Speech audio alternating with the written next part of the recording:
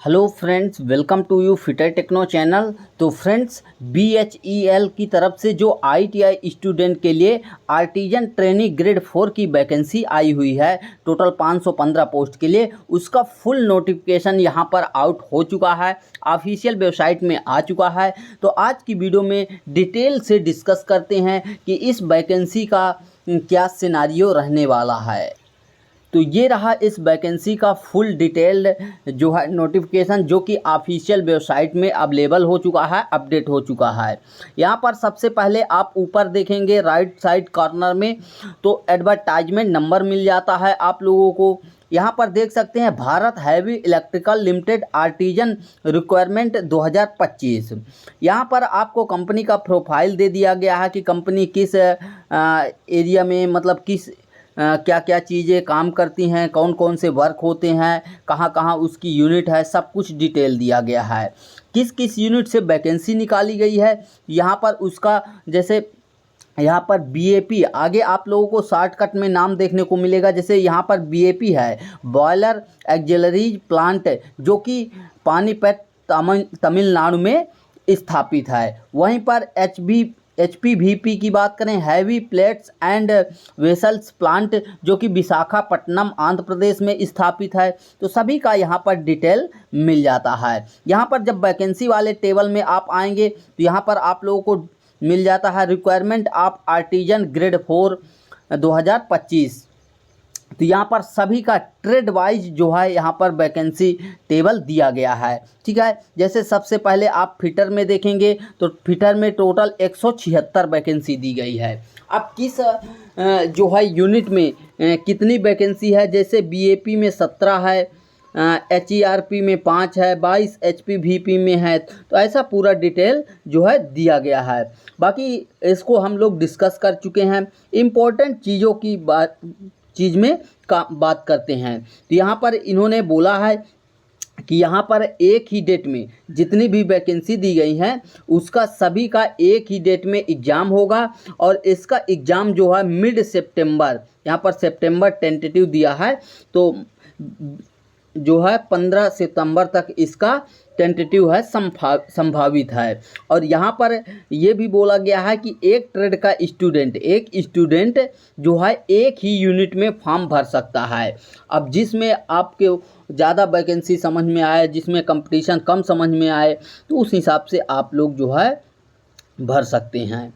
यहाँ पर सभी का देख लीजिए, यहाँ पर यूनिट बाई दिया गया है कि किस यूनिट में किस कैटेगरी में कितना वैकेंसी है। जैसे BAP में फिटर की जो है यहाँ पर 176 वैकेंसी दी गई थी। उस हिसाब से BAP में देखेंगे तो यहाँ पर 31 UR में है, 7 जो है EWS में, 22 OBC में है, SC में 14, ST में 1, और टोटल 75 यहाँ पर दिया गया है। ठीक है, ये रिजर्वेशन कुछ इस तरीके से है। उसके बाद यहाँ पर अपर एज लिमिट में जो दिया गया है, तो उसके बारे में दिया गया है। यहाँ पर ST SC को 5 ईयर का रिलैक्सेशन मिल जाएगा, OBC नॉन क्रीमी लेयर को जो है 3 साल का रिलैक्सेशन मिलेगा। बाकी मैक्सिमम एज लिमिट जो होगी तो वह जनरल और EWS के लिए जो है 27 साल रहेगी, और जो रिलैक्सेशन है उसको जोड़कर 30 साल OBC के लिए और 32 साल ST SC के लिए। यहाँ पर एज लिमिट की वजह से देखेंगे तो यहाँ पर भी कंपटीशन कम हो जाएगा, क्योंकि जो एक्सपीरियंस स्टूडेंट है वो इसमें कम्पीट नहीं कर पाएंगे, क्योंकि एज लिमिट ही इतना कम दिया गया है, इस वजह से वो इसमें भाग नहीं ले पाएंगे। तो यहाँ पर कंपटीशन कम होने के चांस है। उसके बाद यहाँ पर बात करें तो दिया गया है एजुकेशनल क्वालिफ़िकेशन आपके पास क्या होना चाहिए। तो आपके पास 10th की सर्टिफिकेट होना चाहिए, साथ ही आपके संबंधित ITI ट्रेड का सर्टिफिकेट होना चाहिए,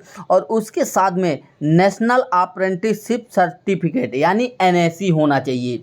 अब काफ़ी सारे स्टूडेंट में जो है डाउट है कि क्या ये नेशनल अप्रेंटिसशिप सर्टिफिकेट जो है, अप्रेंटिस का सर्टिफिकेट, वो क्या BHEL की तरफ से ही होना चाहिए। तो ऐसा कुछ नहीं है, कहीं से भी आप अप्रेंटिस किए हैं, आप NCL से किए हैं, SCCL से, रेलवे से, DRDO से, कहीं से भी किए हैं या फिर बीएचएल से, तो सब इसमें फॉर्म भर सकते हैं। कोई ये ज़रूरी नहीं है कि अप्रेंटिस जो है बीएचएल से ही होना चाहिए। ठीक है, अब आगे इन्होंने एग्रीगेट मार्क बोल दिया है कि 60% जनरल और ओबीसी वाले स्टूडेंट के लिए और 55% जो है एसटी एससी कैंडिडेट के लिए होना चाहिए। और दोनों में एनटीसी, आईटीआई एंड एनएससी, यानी आपके आईटीआई सर्टिफिकेट में भी और साथ ही एनएससी सर्टिफिकेट में भी, यानी अप्रेंटिसशिप सर्टिफिकेट में भी एसटी एससी के लिए 55% मिनिमम और ओबीसी जनरल के लिए यहाँ पर 60% मिनिमम रखा गया है। ठीक है, नेक्स्ट बात करते हैं, कुछ इम्पोर्टेंट ये चीज़ें हैं। सैलरी बेस वगैरह दिया गया है, तो आपका बेसिक पे जो स्केल पे रहेगा वह 29,500 से 65,000 तक रहेगा। इसमें अलाउंसेस वगैरह जुड़ जाते हैं। तो आफ्टर ट्रेनिंग यदि आप जब ज्वाइन करेंगे तो आप मान के चलिए कि वहाँ पर आपका 50 के प्लस ही आपका सैलरी बनेगा, यानी 50,000 से ऊपर ही बनेगा। सिलेक्शन प्रोसीजर की इन्होंने बात की है कि candidate इंस्टेटेड in joining Vail as artisan grade 4 shall have to undergo a 2-stage selection process and necessarily be required clear both stage in order to be considered of merit list। यानी यहाँ पर 2 stage में आपका exam होने वाला है, जिसमें first stage में आपका कंप्यूटर बेस्ड टेस्ट होगा। ठीक है, सीबीटी यानी सीबीई दिया है, कंप्यूटर बेस्ड एग्जामिनेशन, जो आपका सीबीटी एग्ज़ाम होगा। यहाँ पर इन्होंने उसके बारे में बोला भी है। और जो आपका कंप्यूटर बेस्ड एग्जामिनेशन होगा उसके आधार पर 1:5, ठीक है, 1:5 के अनुपात में। यानी जैसे मान लीजिए फिटर ट्रेड में आपका एग्जाम्पल ले रहे हैं, 100 सीट है, तो वहाँ पर क्या है 500 स्टूडेंट का चयन किया जाएगा। 1:5 में चयन किया जाएगा, किसके लिए? सेकंड स्टेज के लिए, जो कि सेकंड स्टेज आपका क्या है? Second stage skill test and document verification है, जो कि क्वालिफाई नेचर का होता है। ठीक है, तो फर्स्ट स्टेज आपका जो रहेगा वो सीबीटी रहेगा, कंप्यूटर बेस्ड टेस्ट रहेगा। उसके बाद जो है आप लोगों का यहाँ पर क्या रहेगा, उसके बाद आप लोगों का स्किल टेस्ट रहेगा और डॉक्यूमेंट वेरिफिकेशन, जिसमें 1:5 यानी 1:5 के अनुपात में एक सीट के लिए 5 कैंडिडेट को चुना जाएगा स्किल टेस्ट के लिए। और स्किल टेस्ट में जो ये सेकंड स्टेज आपका है, इसको कंप्लीट होने के बाद फिर से जो मेरिट बनेगी, टॉप मेरिट, वो स्टेज 1 के शॉर्ट लिस्ट से ही बनेगी। तो वहाँ पर मेरिट के अनुसार जो है फिर 1:1 के अनुपात में चयन किया जाएगा। क्लियर? ये आपको क्लियर हो गया। नेक्स्ट बात करें, नेक्स्ट यहाँ पर आप लोगों का एप्लीकेशन फ़ी मिल जाता है। तो यूआर, ईडब्ल्यूएस और ओबीसी कैंडिडेट के लिए एग्जामिनेशन फ़ी जो आपका फीस लगेगा फॉर्म भरने का, वो 600 रुपये लगेगा। ठीक है, 600 रुपये एग्जामिनेशन फ़ीस है। और प्रोसेसिंग फ़ीस जो है 400 प्लस जीएसटी रहेगा। यानी यहाँ पर आप लोगों का 6 4 10 1072 रुपये हो जाएगा। जो यूआर, ईडब्ल्यूएस और ओबीसी कैंडिडेट हैं तो उनको 1072 रुपये चार्ज लगेगा टोटल। और जो एसटी एससी पीडब्ल्यूडी कैंडिडेट हैं या फिर एक्स सर्विसमैन हैं तो उनको एग्जामिनेशन फ़ीस नहीं देना होगा, उनको केवल ये जो है प्रोसेसिंग फ़ीस 400 रुपये प्लस जीएसटी देना होगा। यानी उनको जो है 472 रुपये ही देना होगा। कौन से स्टूडेंट को? एसटी, एससी, पीडब्ल्यूडी और एक्स सर्विसमैन कैंडिडेट को जो है केवल प्रोसेसिंग फ़ीस लगेगा, जो कि 400 प्लस जीएसटी यानी 72 रुपये जीएसटी है, तो 472 रुपये लगेगा। क्लियर? अब नेक्स्ट बात करें तो यही बोला गया है कि एक जो है कैंडिडेट एक ही यूनिट में फॉर्म भर सकता है। नेक्स्ट चौथे पॉइंट में यही बोला गया है कि सभी जो अभ्यर्थी हैं उनसे जो है टेस्ट सेंटर चूज करवाया जाएगा और उनको जो है 5 ऑप्शन रहेंगे तो 5 सेंटर चूज करने होंगे और उसके आधार पर जो है आपको एग्जामिनेशन सेंटर देने को मिलेगा।